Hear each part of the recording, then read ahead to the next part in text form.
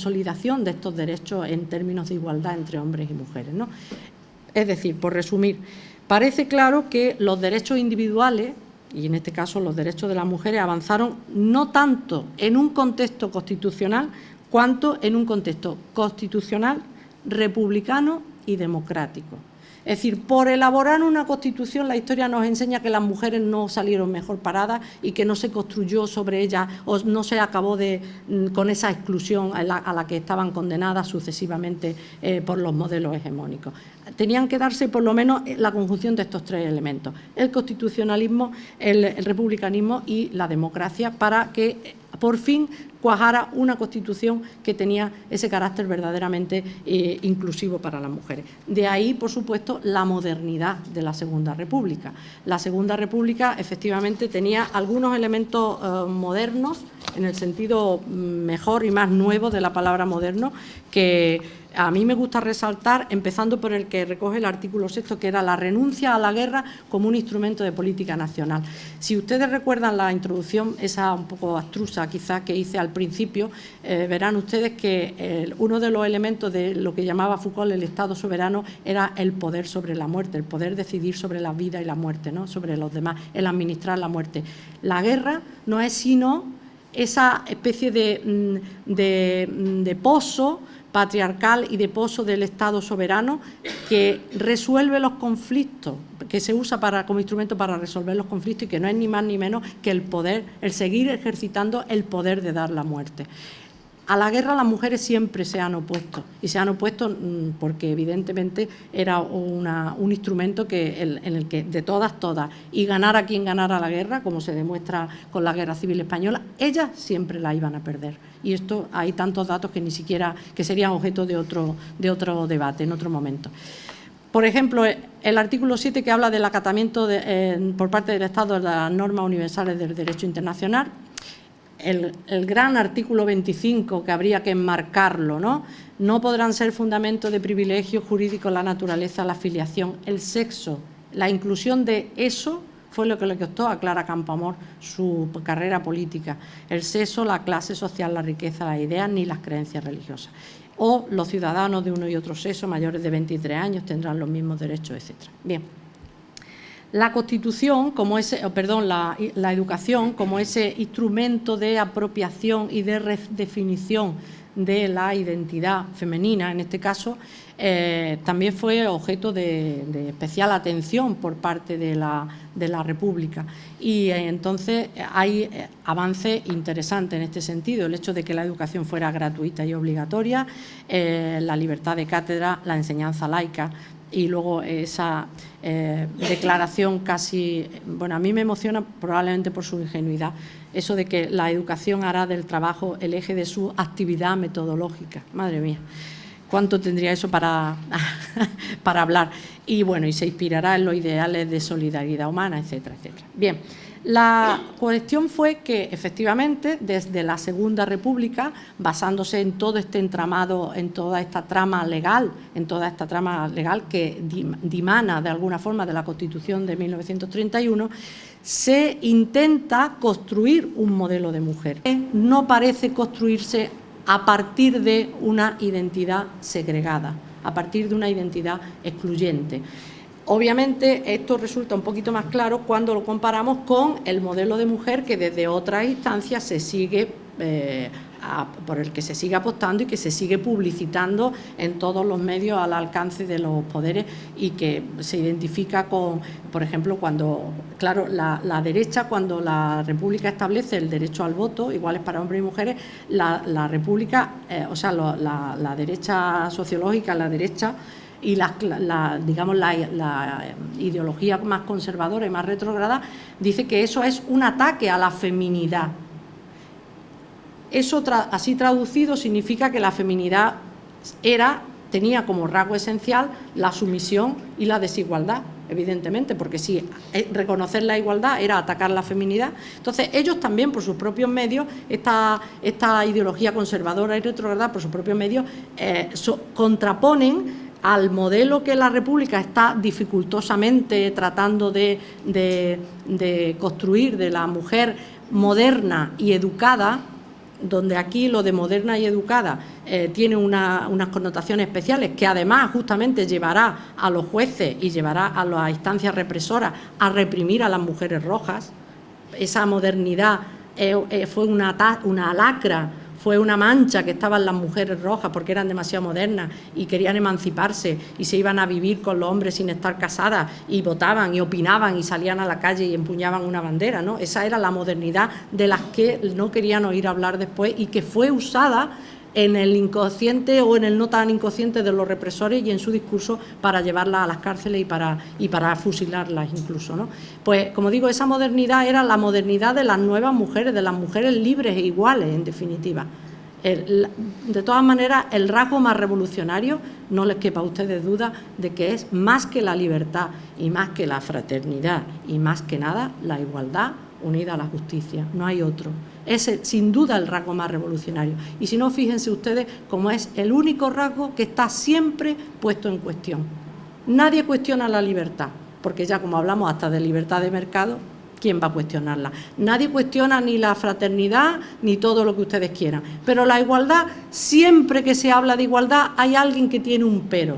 Y eso es sencillamente porque es el elemento más revolucionario sobre el que podemos construir una sociedad nueva. Sin duda, a mí no me cabe la menor duda. Bueno, pues volviendo a esta cuestión, les decía que la mujer republicana, que sería una mujer moderna y culta, que por cierto, esta mujer moderna incluso físicamente trató de diferenciarse de las mujeres tradicionales, cortándose el pelo y quitándose el sombrero. Y ese cortarse el pelo también está en la raíz de cómo después la represión de las mujeres se sustanció en los rapados y en la exposición a la vergüenza pública, ¿eh? Todo está relacionado absolutamente. Pues como les digo, se habla de una mujer culta en el sentido de una cultura integral, de una mujer moderna en el sentido de la nueva mujer, no excluida, sino incluida en una sociedad civil que le reconoce los mismos derechos que a los hombres. Y claro, es muy significativo que en esa construcción de este modelo, o de lo que podía haber llegado a ser este modelo, no se defina la feminidad, porque la feminidad era la piedra de toque de la identidad excluyente, y por eso ahí no se define la feminidad. Y claro, se plantea la cultura, y este es el otro gran elemento diferenciador, como un elemento emancipador de las mujeres. Es decir, la cultura no la cultura para tocar el piano, no la cultura para ejercer bien el papel de madre y esposa, sino la cultura como un elemento emancipador de las mujeres, ¿no? Bien, frente a eso, obviamente, la Carcundia refiere también su propio y trata de construir o de seguir afianzando o de que no se diluya su modelo de mujer. ¿Cuál era el modelo de mujer? En palabras de Pemán, el ínclito, el modelo de mujer era la mujer portadora de aromas. Verán ustedes que cuando se refieren a la feminidad, o sea, es curioso, el poder sobre las mujeres se manifiesta en el control sobre los cuerpos, pero cuando hablan de las mujeres verán ustedes que siempre utilizan metáforas, a cuál de ellas más incomprensibles, porque ya me contarán ustedes, yo que soy profesora de lengua y literatura y vivo de esto, qué significa lo de portadora de aromas.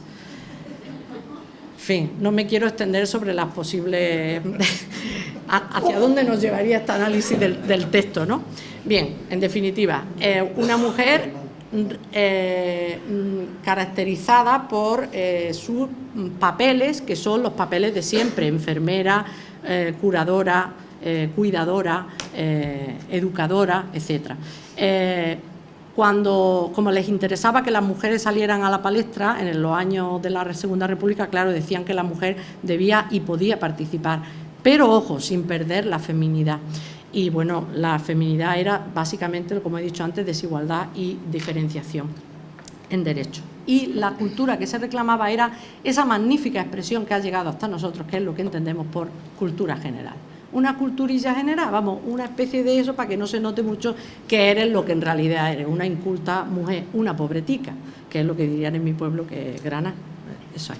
Bien, entonces la cuestión está en que quien defendía la feminidad, quien definía esta feminidad, este concepto de feminidad excluyente, y quien la defendía era un tipo que no tendría mayor importancia su nombre si no fuera porque era nada menos que un antiguo carlista, un socio de Acción Española, diputado en el año 33 y, ojo, vocal durante la Segunda República del Tribunal de Garantías Constitucionales. verán ustedes quién era el que decía cosas como esta. ¿Dónde está este muchacho? Dice, el artículo se llamaba Feminidad, y dice, los derechos de ciudadanía o individuales, ojo, pueden ser desiguales, como exigencia de la naturaleza orgánica de la sociedad. Recuerdan ustedes luego lo de la democracia orgánica, ¿no? Como exigencia de la naturaleza orgánica de la sociedad en los diversos seres humanos y, por tanto, en el hombre y en la mujer. La condición femenina no supone inferioridad ante el derecho, sino elemento de diferenciación ante él. Está literal, no me equivoco al leerlo, quiero decir. Bueno, y toda esta explicación para decir, ya se comprende ahora fácilmente como una aspiración global, como la que planteaba la Constitución del año 31, lo que le falta por decir, como una aspiración global a la igualdad de derechos entre el hombre y la mujer sería laborar abiertamente contra la sociedad. Y apostilla, ¿cómo no habría de serlo si la igualdad jurídica absoluta entre los hombres entraña ya su disolución? Es decir, de la misma manera que los hombres, varones, tienen que ser desiguales, es decir, tiene que haber jerarquía, de la misma manera tiene que haber esa diferenciación entre hombres y mujeres. Y quien ataque esa diferenciación vertical y horizontal está atacando la esencia misma de la sociedad. ¿De qué sociedad hablamos? Porque cuando cierta ideología habla de la sociedad, habla de su sociedad, pero intenta que entendamos que es la sociedad, ¿no? La sociedad desigual, la sociedad jerárquica, la sociedad de clase, etc. Bien, en definitiva,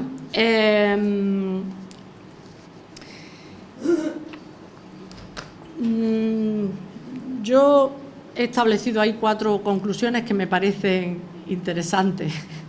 Ha llegado a buena hora, Juan Morillo, a la hora de las conclusiones. Muy bien, que Juan ya sabe lo que iba a decir.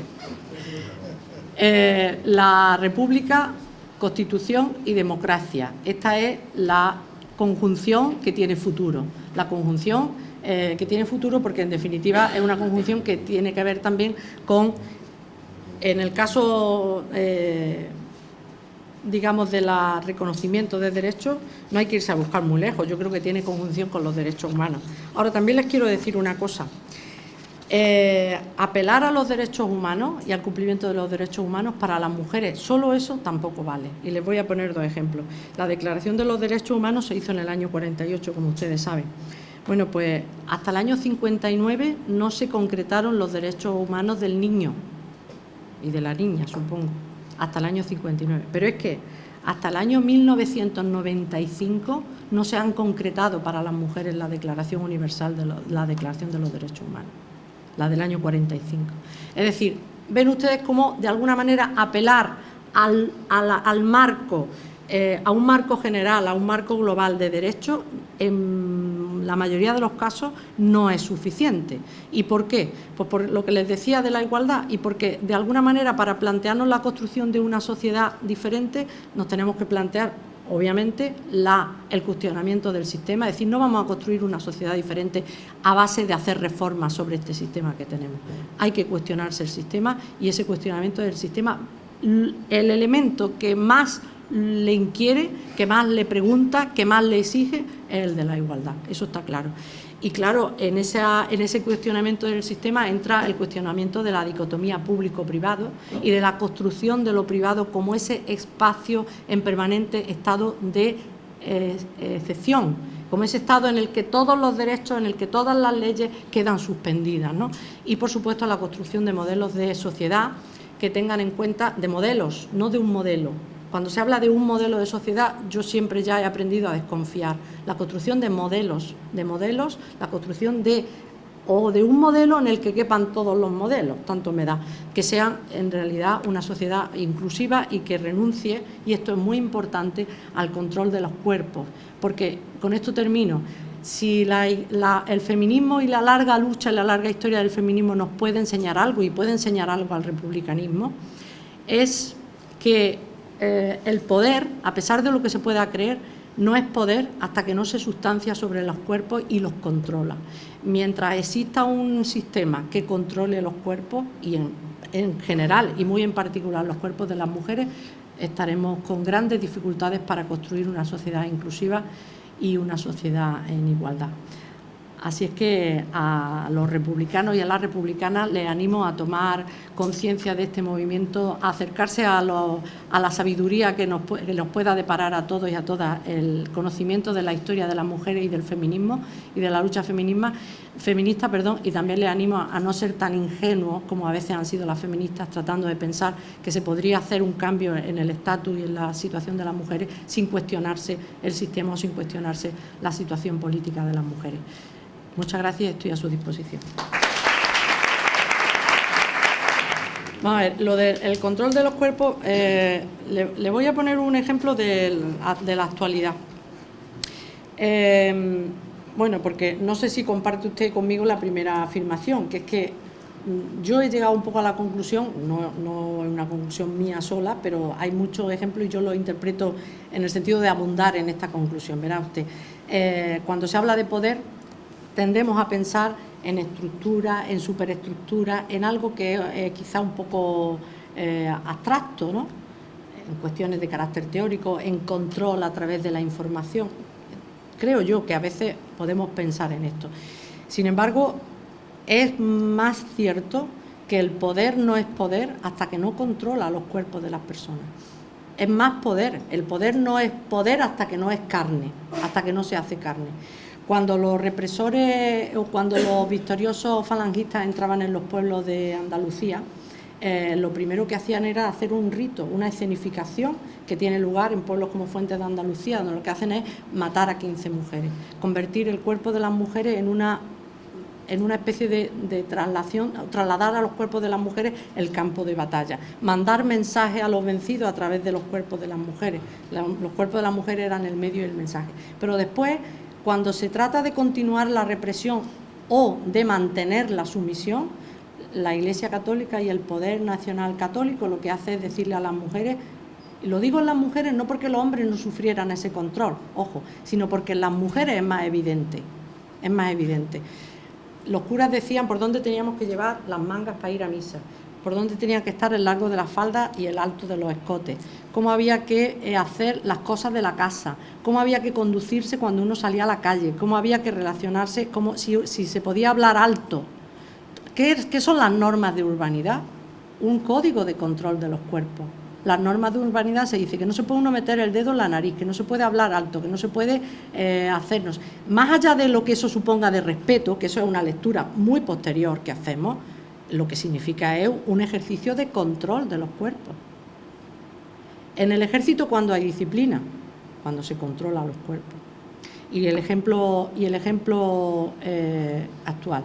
Cuando la Iglesia Católica saca al 1 millón de personas a la calle, lo que está escenificando es está haciendo una puesta en escena del ejercicio de su poder, que no es tanto como a ella le gustaría, ni como a ella dice, pero que no es poco. Entonces, para dar a entender que es más de lo que dice, ella moviliza físicamente a la gente, la saca a escena. ¿Y en qué cifra actualmente la Iglesia Católica su poder? En el control de la sexualidad femenina, básicamente. En cuándo tener relaciones sexuales, en con quién tenerlas y en para qué tenerlas y en dónde tenerlas. Es decir, hay que tener relaciones sexuales cuando uno está, en cuándo hay que abortar, en cuándo no se puede abortar, bueno, que no se puede nunca, obviamente, pero todo esto significa el control de la sexualidad, el control del cuerpo. En eso radica el poder de la Iglesia. Ahora, actualmente en eso es donde se evidencia, de manera clara y concisa. Entonces, el control de los cuerpos es el mecanismo fundamental del poder, en contra de lo que a veces se ha podido pensar de la estructura. El control, la publicidad, en la medida en que tiene éxito en la medida en que controla los cuerpos, porque la publicidad lo que nos hace es ir y comernos un yogur, lo que nos hace es ponernos tacones de 15 centímetros a las mujeres y convencernos de que somos guapas y de que vamos cómodas. ¿Eso no es control de los cuerpos? Pregunto. Entonces, a mí me parece que es evidente esta cuestión, no sé si lo habré convencido a usted, pero bueno, me refería a eso, a que es un mecanismo de poder que a veces hemos desdeñado y que las mujeres hemos aprendido a través del feminismo y a través del estudio del feminismo y de la militancia en el feminismo, que claro que sí reivindicamos la primera que estableció lo de lo público es privado y lo público es político, que fue el lema de la feminista de los años 60, lo privado es público, decía, fue Virginia Woolf, y luego después la feminista de los 60 decía lo privado es político, ¿no? Es decir, una manera de hablar de esa ruptura que significa construir una sociedad donde esa segregación entre lo público y lo privado y por tanto el poder sobre el control de los cuerpos también, porque fíjense ustedes qué curioso, lo privado se dice es como el Sancta Sanctorum de la sociedad, allí donde no llega nada, ¿no? Sin embargo, en el franquismo, por ejemplo, es evidente los intentos continuos, y lo conseguían, por supuesto, de controlar lo que se hacía en privado, a través del control de la sexualidad, a través del control del cómo se organizaba la casa, de cómo se criaba a los hijos, es decir, una absoluta injerencia. Lo privado es una construcción falsa, igual que lo es la feminidad en términos de exclusión, igual que la identidad esa femenina en general, ¿no? En dos cuestiones, un poco, en primer lugar, con la visión de la modernidad de la figura de la mujer, que se da a partir del crucial momento de la Gran Guerra, de la Primera Guerra Mundial, como esos nuevos roles que desempeña la mujer a marcha forzada y normalmente por imposición, despiertan, aparte de una nueva mentalidad dentro de la misma mujer, una nueva visión fetiche, podríamos decir, que identifica la modernidad en el centro de la mujer como objeto también mercantilizado. Entramos en el mundo de los años 20, de los bailes de Charleston, de las modas, que también va a ser un poco el lastre que arrastre la figura del feminismo entre los años 30, un poco esos estándares y esas pautas que tienen que seguir. Y a otro respecto también la figura de la mujer dentro de la misma guerra civil, o de cómo se pasa de la lucha activa, por así decirlo, a una nueva coacción dentro del sistema que a través de la imposición de unos valores estándares, como bien apuntado usted, el control del cuerpo, a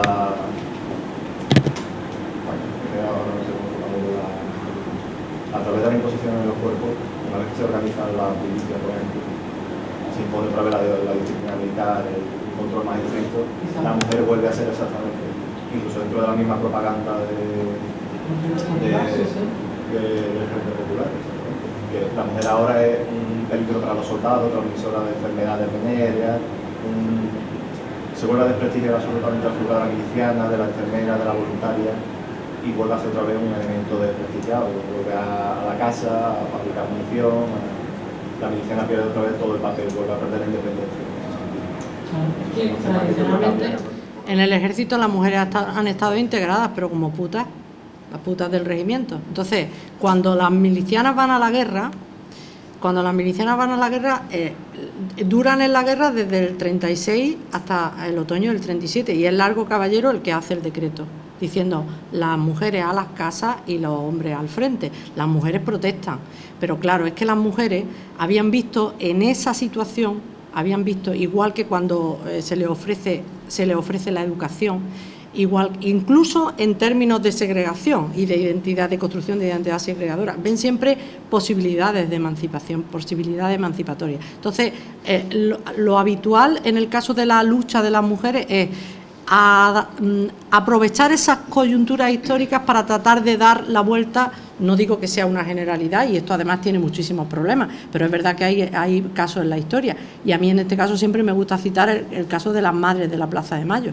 Es decir, la dictadura argentina a las madres le exige, como toda dictadura y por tanto como toda ideología conservadora y retrógrada y fascista, en este caso, le exige que cumplan con su papel de madre. ¿Qué hacen las madres de Mayo? Pues las madres de la Plaza de Mayo hacen llevar hasta sus últimas consecuencias su papel de madre y convertir, por tanto, el ejercicio de su función de madre en una tarea política, que ha acabado por derribar a esto y sentarlos en los banquillos. Es decir, ¿qué se exige de una madre? Que cuiden de su hijo. ¿Qué hicieron las madres de la Plaza de Mayo? Preguntar por sus hijos hasta que aparecieran. Entonces, eso hizo que convirtieran su papel papel de madres en un papel político, y su función de madre es con una función política. Entonces, esto es un poco lo que las mujeres han hecho a lo largo de la historia. Cuando en la guerra civil y en la posguerra a las mujeres se les obliga a estar en las casas y se les obliga, ellas crean redes informales de cooperación para tratar de ayudarse, ayudar a los suyos y reconstruir una cotidianeidad que había sido cercenada por la guerra, porque en definitiva lo que ocurre, como decía yo antes, que en las guerras, y lo conecto con lo de las mujeres de la paz, en las guerras las mujeres tienen funciones que saben que de persistir en la paz serían un elemento liberador. Lo que pasa es que cuando llega la paz, lo que llega es la victoria de los varones, y entonces las mujeres son relegadas. Hay una expresión de la famosa Betty Friedan, que a mí me encanta, hablando en la mística de la feminidad, le llama a los hogares confortables campos de concentración. No está mal como metáfora, esta sí que se entiende, no la de la portadora de aromas. Bien, entonces, en este sentido en el que hablo de intentar aprovechar las coyunturas históricas para dar la vuelta un poco a lo que se pretende, o a lo que se espera, o a lo que... Esa fue la cuestión. Y hay también una cita de Clara Campoamor que me parece significativa y que algunas veces algunos republicanos me han echado en cara que la diga. A mí, vamos, la voy a decir de todas maneras. La tragedia de la República, sí, porque además Pitar ayer aludió a la República, a la que le llamaban, por cierto, la niña. La niña, ni siquiera la mujer, la niña. Y así pasó que la pobre... Bueno, la tragedia de la República es la tragedia del pequeño burgués republicano, decía Clara Campoamor, pequeño en el sentido espiritual más que en el económico, que ha considerado la República el dorado que le abriría las puertas de una nueva vida. Con esa idea como motor, dice, llegó por sorpresa, vacío de propósitos, planes y energías, el 14 de abril. Para mí la República era la conquista de realidades, abriendo anchas las ventanas al porvenir. Una España republicana, con casinillos radicales para hombres solos, casinillos sucios, malolientes y vacuos, no me interesaba.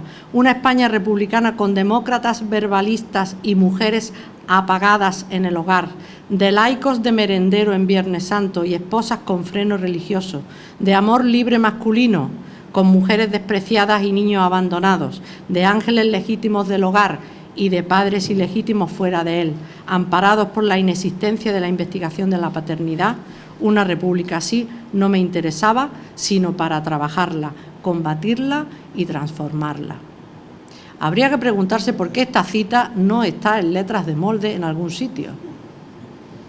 Pues sí, habría que preguntárselo. Hombre, tanto que a Clara Campoamor todo este trabajo del voto femenino le costó su... Y bueno, estoy con ella en que todos los republicanos no son... Allí tuvo muchas dificultades para esta mujer, que los librepensadores barceloneses apoyaran esto de la concesión del voto. Y era sevillana. Yo quería hacerte brevemente dos preguntas, ¿no? Plantearte dos cuestiones. La primera relacionada con un tema que lo utilizan mucho los políticos, sobre todo cuando vamos a formar un gabinete, un gobierno, que es la paridad de género. De género, o incluso en las presentaciones de las elecciones, las listas cremalleras. ¿Qué opinión tendréis de eso? La paridad a mí me parece como verbalizar la diferencia de género, hablando en masculino y femenino, me parece necesaria, pero no me parece suficiente. Es decir, tanto el asunto de la paridad como el asunto de hablar en masculino y en femenino para hacer visible a las mujeres, como lo que se llama en general, que es lo que tiene como objeto estas medidas de carácter corrector, digamos, es hacer visible a las mujeres. La visibilización de las mujeres es necesaria, pero, insisto, no es suficiente. Entonces, la visibilización de las mujeres y todas estas medidas son medios para llegar a una igualdad efectiva, para acabar con la discriminación. Porque, claro, la igualdad existe en términos legales, pero cuando en términos reales no se produce la igualdad, lo que hay es discriminación. Que haya paridad a mí me parece necesario, insisto, pero no es suficiente. Está demostrándose, además, que no es suficiente. ¿Que no es suficiente para qué? Para acabar con la desigualdad. Porque, voy a poner un ejemplo, lo que se está haciendo con la paridad es posibilitar que dentro de las organizaciones, dentro de los partidos, dentro de los sindicatos, se construya una identidad excluyente. Y yo afirmo contundentemente que desde una identidad excluyente no se puede conseguir la igualdad. Entonces, creo que he contestado a su pregunta. Yo entiendo que haya que ser, que luchemos por la igualdad y yo creo que tiene que existir la paridad. Pero, insisto, eso tenemos que darnos cuenta de que es un medio y no es un fin en sí mismo. Respecto al tema de la segregación, pues yo con todo lo que he dicho creo que se explica claramente que la segregación se justifique y se confirme desde un tribunal de justicia porque estamos en un sistema que está construido sobre la desigualdad. Entonces, cuando se pide al sistema, desde los institutos de la mujer, desde las asociaciones, desde tal, cuando se pide al sistema que luche contra la desigualdad, lo que el sistema traduce y lo que el sistema produce son medidas correctoras. Parece que el sistema es bueno, pero nosotros generamos medidas correctoras que lo hagan todavía más bueno. Es que no es posible construir la igualdad con este sistema, porque es que el sistema, el propio Estado y la propia sociedad en la que vivimos se basa sobre una organización jerárquica de la sociedad y, por tanto, radicalmente desigual. ¿Cómo va a combatir la desigualdad el Estado si la desigualdad es uno de los elementos en los que se fundamenta? Pues me parece que como lo está haciendo, malamente y de manera anecdótica. Yo te voy a decir, Rafael, que cuando, el trabajo de investigación que yo hice no tiene ni más ni menos valor que muchos trabajos de investigación, y yo decidí hacerlo sobre las mujeres porque me parecía que era un elemento cualitativo que había que analizar en relación con la represión. Cuando yo presenté mi libro a instancia de dos de mis compañeras de lengua en mi instituto, ningún profesor de historia bajó él ni bajó a sus alumnos a la presentación del libro, lo cual indica todo sobre lo que puede explicar por qué tu hija no sabe muchas cosas. Ya está. No, bueno, es que no... yo sigo pensando, me remito un poco a lo que le he dicho a este señor, lo de usar la paridad no como un medio para llegar a la igualdad real, sino como un elemento para construir dentro del partido, dentro del sindicato, dentro de tal, identidades excluyentes. Es decir, hay una manera de militar y hay una manera de conseguir poder que es el de ser mujer. Por tanto, no hagamos dejación de esos elementos que son justamente los que han propiciado que lleguemos a donde hemos llegado. Claro, yo también he oído decir de Chacón que es su marido el que está detrás. Nadie conoce a la mujer de Rubalcaba, por ejemplo, claro. Pero vamos, que ese tipo de cuestiones lo que ponen de manifiesto es como el barniz sobre igualdad es eso, un barniz. Y que en el momento, lo que está pasando ahora con toda la recesión sobre el tema de la ley del aborto, que verdaderamente es una cuestión de calado, pero también sobre el asunto de la dependencia, que es otra cuestión de calado, porque eso va a meter a las mujeres en sus casas de nuevo. Porque, bueno, ahí están las estadísticas, o sobre la cuestión de la desaparición de los organismos que están desapareciendo, pero sobre los que yo haría un matiz.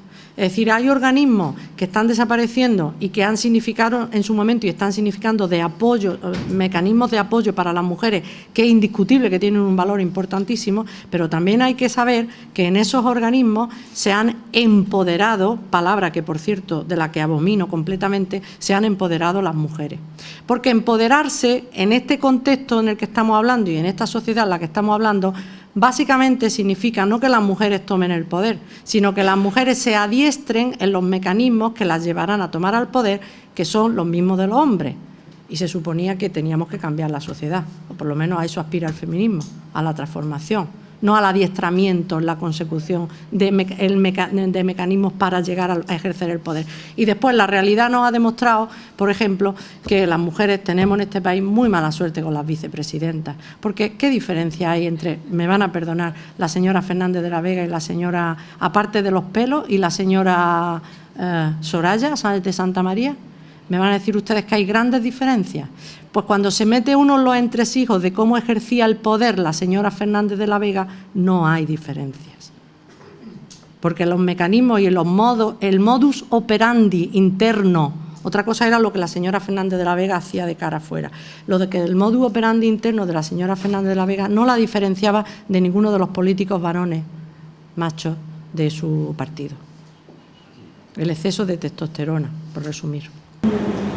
Tú has hablado de, en el tiempo de las Ilustradas, el modelo hegemónico era el ángel del hogar, ¿no? Yo ahora, haciendo una analogía o un nuevo eslogan de ese ángel del hogar, tal como yo veo la realidad de las jóvenes en este país, en muchos países llamados occidentales, yo le pondría el ángel del escaparate. Porque las niñas desde los 12 años o antes están pendientes de su imagen más que de su contenido, ¿no? Entonces es la esclavitud de estos tiempos en el que la mujer pasa a ser objeto de consumo sexual y de consumo afectivo, ¿no? Entonces creo que el movimiento feminista en ese sentido ha tenido muchos errores, no ha incidido en la verdadera emancipación femenina y feminista, ¿no? Entonces creo que la situación está un poquito oscuro, ¿no? Desde el momento en que la cirugía estética es una de las más importantes de este país, ¿no? Donde las mujeres se operan todo para parecer más bellas según el canon establecido de la moda, ¿no? Y entonces donde el hombre también disfruta, entre comillas o no entre comillas, de ese modelo de mujer femenina, ¿no? Donde los más progresistas y donde los más modernos prefieren tener una mujer al lado potente estéticamente que potente mentalmente.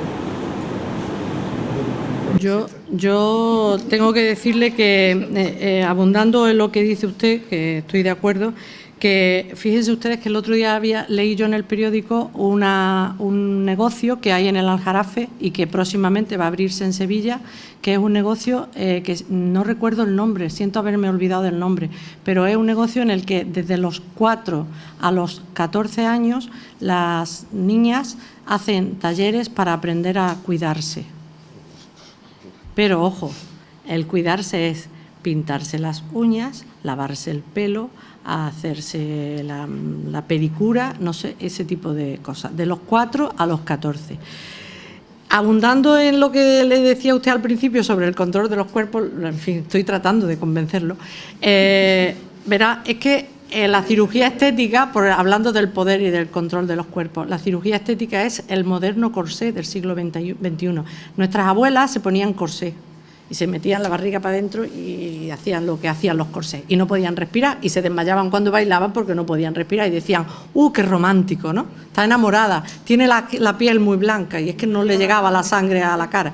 Bien, pero es que ahora, las mujeres de ahora, el corsé se lo hacen en el cuerpo.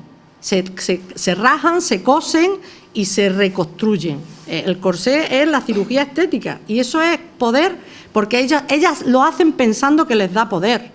Pero es que ese es el discurso. Tienes el poder de la belleza, el poder de la juventud, etcétera, etcétera. Y luego, claro, yo también soy un poco optimista. O sea, en fin, va por días. Hay días que soy optimista y días que soy... Es verdad, es que va por días. Sí, va por días, porque verán ustedes, hablando de la institucionalización del feminismo, que es lo que ha pasado en España en los últimos 25 años, desde la Consejería de Educación, por ejemplo, pues se ha planteado un proyecto y se ha planteado una estrategia de coeducación.